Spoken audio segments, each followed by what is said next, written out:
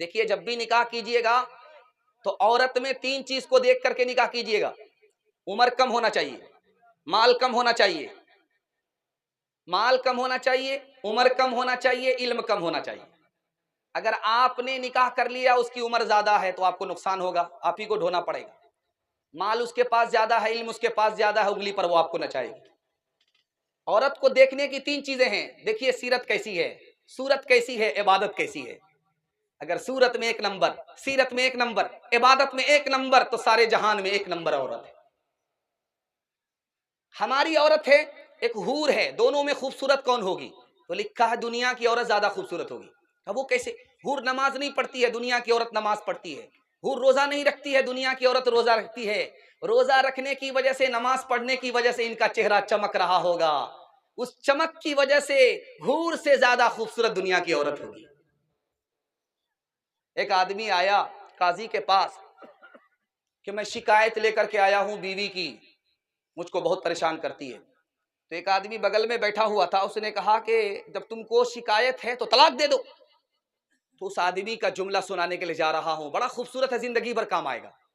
उसने कहा, यार तुम कहते हो तलाक देने के लिए, वो तो बहुत खूबसूरत है, उससे नफरत कैसे कर सकता हूं? वो तो मेरे बच्चे की माँ है, उसको छोड़ कैसे सकता हूं?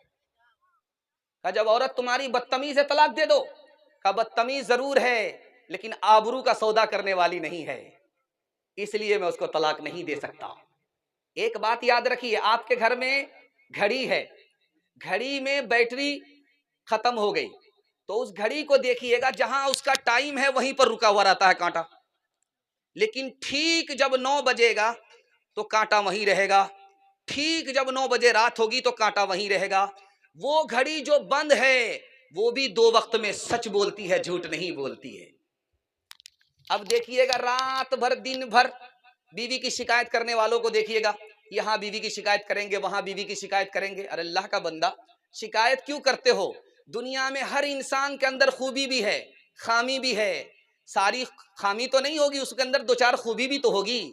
सबर करो, अल्लाह इसका बदला देगा, उसको हिदायत देगा, टूटे फूटे घर को तुम्हारी जन्नत बना देगा। न थी हाल की जब हमें अपनी खबर, न थी हाल की जब हमें अपनी खबर, रहे देखते औरों के ऐबों हुनर। न थी हाल की जब हमें अपनी खबर, रहे देखते औरों के ऐबों हुनर, पड़ी अपनी बुराइयों पे जब नजर, तो जमाने में कोई बुरा ना रहा। बुरा जो देखन में चला, बुरा न मिलिया कोई, बुरा जो देखन में चला, बुरा न मिलिया कोई। जो दिल खो जा अपना, जो दिल खो जा अपना, मुझसे बुरा न कोई, मुझसे बुरा न कोई। घर का झगड़ा खत्म कीजिए, अल्लाह आपके घर को जन्नत बनाएगा। इतनी मोहब्बत, इतना सुकून आपको घर में मिलेगा कि बाहर आपका दिल नहीं लगेगा। ये राज आपको बता रहा हूं, आप लोग सुनने के लिए तैयार हैं? आपका जलसा निकल रहा है, सिर्फ एक पैगाम बाकी रह गया है, हाथ उठा दीजिए इंशाअल्लाह। बीवी की मरने के बाद कदर करेंगे, हाथ उठाइए इंशाअल्लाह। ध्यान से सुनिएगा, शौहर बीवी से झगड़ा क्यों करता है ये दिखा रहा हूं। वो कहता है, यार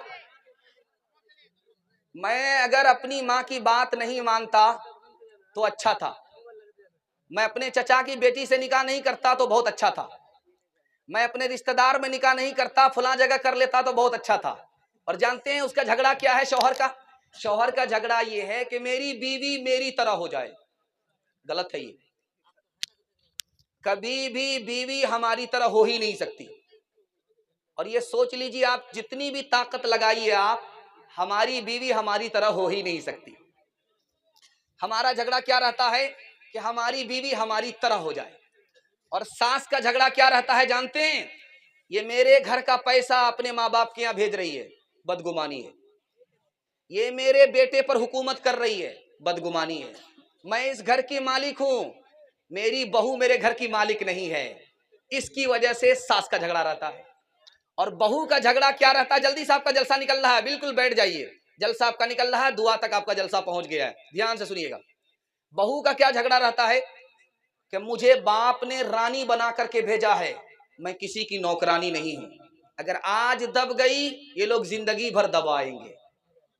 और ननद का भुजाई से क्या झगड़ा रहता है कि ये भाभी मुझको रोकने वाली कौन होती है, टोकने वाली कौन होती है, मेरी मर्जी है, मैं जहां जाऊं, जिससे बात करूं, जहां से आऊं, ये भाभी मुझे टोकने वाली कौन होती है। अब देखिए झगड़ा कैसे खत्म होगा, सुनने के लिए आप लोग तैयार हैं? झगड़ा खत्म करने के लिए तैयार हैं? हाथ उठा दीजिए। बेटी की तरफदारी में दामाद को जेल भेजेंगे, हाथ उठाइए, इंशाल्लाह बिल्कुल सही जा रहा है। ये देखिए इस पर भी कोई ना कोई हाथ उठा रहा है, जरा ध्यान से सुनिएगा। शौहर अपनी बीवी से कहे कि तुम मेरे माँ बाप की खिदमत करो, मैं तुम्हारे माँ बाप की खिदमत करूंगा, उसी दिन झगड़ा खत्म हो जाएगा। आप तजर्बा करके देख लीजिए। अगर बीवी का झगड़ा शौहर से होता है, शौहर का झगड़ा बीवी से होता है, तो शौहर अपनी बीवी से कह दे कि यार आज के बाद मैं तुम्हारे माँ बाप की खिदमत करूंगा, तुम मेरे माँ बाप की खिदमत करो, उसी दिन झगड़ा खत्म हो जाएगा। भाभी को ननद अपनी बड़ी बहन समझ ले और भाभी अपनी ननद को ननद नहीं छोटी बहन समझ ले, झगड़ा उसी दिन खत्म हो जाएगा। सास अपनी बहू को जिस दिन अपनी बेटी मान लिया, उसी दिन झगड़ा खत्म हो जाएगा। बहू जिस दिन अपनी सास को सास नहीं बल्कि मां समझ लिया, उसी दिन झगड़ा खत्म हो जाएगा। एक औरत आई तावीज लेने के लिए, तो आमिल साहब ने पूछा कि क्यों तावीज लेना चाहती हो? कहा मेरा शौहर मुझको डांटता बहुत है, मारता बहुत है। तो कहा एक काम करो, मैं पानी पढ़ देता हूं, जब भी तुम्हारा शौहर गाली बोले तुम मुंह में पानी रख करके बैठ जाना, कुछ नहीं बोलना। तो जब भी झगड़ा हो मियाँ बीवी में, तो औरत जल्दी से जाए, झट से पानी निकाले, तो 4 घोंट लेकर के बैठ जाए, झगड़ा खत्म। चूंकि आमिल साहब को समझ में आ गया कि उसका हाथ चलता होगा, इसकी जबान चलती होगी, जिस दिन उसका हाथ चलना बंद हो गया, इसकी जबान चलना बंद हो गई, वही दिन वो घर जो टूटा फूटा है वो जन्नत बन जाएगा। सास के यहां दामाद आया, दामाद आकर के बैठा हुआ है कि आज मुर्गा मिलेगा खाने के लिए। सास चालाक थी, एक दिन मुर्गा खिलाएंगे, रोज दामाद खाने के लिए आएगा। उसने सोचा आज इसका इलाज करते, कभी नहीं आएगा। खिचड़ी पका करके दे दिया। अब दामाद ने जो देखा खिचड़ी, तो सर में दर्द हो गया, तो सास को कहता है डांट करके, ये मेहमान खाना है कि जेल खाना है, मैं दामाद हूं या कैदी हूं? खिचड़ी दे दिया। तो सास बड़ी चालाक थी, उसने कहा बेटा खिचड़ी को बुरा भला मत कहो, ये खिचड़ी बहुत अच्छी ग़िज़ा होती है, अमीर भी खा लेते हैं, गरीब भी खा लेते हैं, किसी का पेट खराब नहीं होता। समझ में आ गया मुर्गा बचाने की प्लानिंग है। तो दामाद ने कहा कि अम्मा खिचड़ी तो खिला रही हो, लेकिन घी तो ला करके दो। अब बुढ़िया जो छुपा करके घी रखा था, ला करके ढक्कन खोला तो हाथ में हरकत थी, घी ज्यादा पड़ गया। अब बुढ़िया को लालच हो गया कि सारा घी तो दामाद ही खा जाएगा।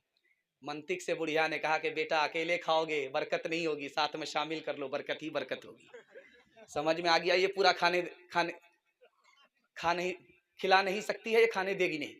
तो कहा तो आप तो मेरी माँ हो, खा लो साथ में। बुढ़िया ने प्लेट को देखा तो दामाद की तरफ घी ज्यादा है, अपनी तरफ कम है, दिमाग लगाया इस घी को टानना है अपनी तरफ। अब बेटा मैं तुमसे नाराज हूं, तुमने मेरी बेटी को फला महीना में फला हफ्ते में ये दुख दिया है, ये दुख दिया है, ये दुख दिया है, सारा घी इधर टान लिया। दामाद भी उसी सास का था, समझ में आ गया कि ये बुढ़िया बहुत चालाक है। तो दामाद ने कहा कि अम्मा कौवे से ज्यादा कौवे का बच्चा चालाक होता है, अगर मैंने वो दुख दिया है, वो दुख दिया है, वो दुख दिया है, तो ये सुख भी दिया है, ये सुख भी दिया है, ये सुख भी दिया, सारा घी इधर टान लिया। दुख सुख को मिलाना पड़ता है तब जिंदगी कटती है। जो न देखा न सुना है वो हुआ करता है, जो न देखा न सुना है वो हुआ करता है।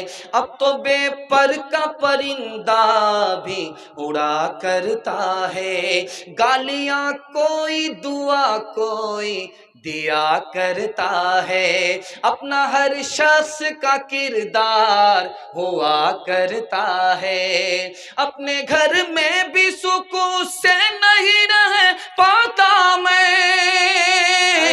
अपने घर में भी सुकून से नहीं नहीं रह पाता मैं, रोज घर में मेरे तूफान उठा करता है, रोज घर में मेरे तूफान उठा करता है। आखिरी पैगाम देकर के मैं आपके जलसे को मुकम्मल कर रहा हूँ, इसको बहुत ध्यान से सुनिएगा। ये जलसे का आखिरी खुलासा है जो मैं आपके सामने रखने के लिए जा रहा हूँ।